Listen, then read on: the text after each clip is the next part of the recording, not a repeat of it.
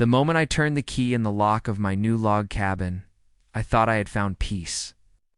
Nestled deep in the woods, the place was quiet, charming, and completely mine, or so I believed. But within 48 hours of moving in, I learned that quiet was the last thing this neighborhood's HOA had in mind. It started with a knock, or rather, a pounding on my front door. 3 people in polo shirts with clipboards barged in, without even waiting for me to answer. Oh, yeah.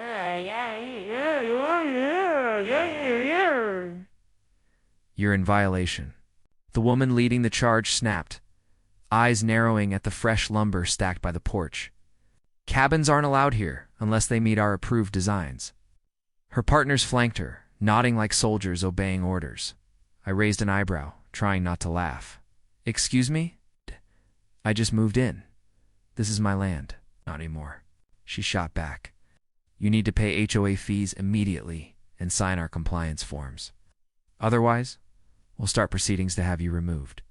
This property falls under our community jurisdiction. I thought they had cornered me. What they didn't know was that I wasn't just the cabin's owner, I was the landlord for every single property in their so-called community. Months before buying my own cabin, I had purchased the entire tract of land and leased it to developers. The HOA itself existed only because I had signed off on their subdivision project. In short, they were trespassing on my rules, not the other. Way around, I decided to play along. Calmly, I took their forms, smiled politely, and told them I'd review the violations. They strutted off, convinced they had cowed another new homeowner. What they didn't expect was the letter I drafted that same night. By sunrise, every HOA board member had an official notice on their doorstep. Their authority was void. Effective immediately, I was terminating their agreement to operate on my land. Without my approval, their HOA had no legal standing.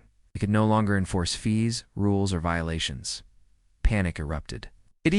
By the weekend, half the neighborhood showed up on my lawn demanding answers.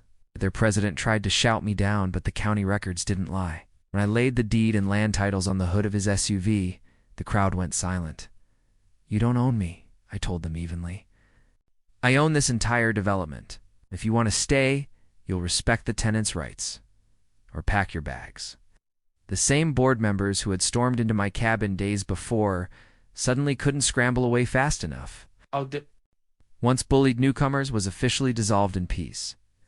Finally returned to my little cabin in the woods. This story is just the beginning. There is so much more ahead. Subscribe to the channel to join me on this journey.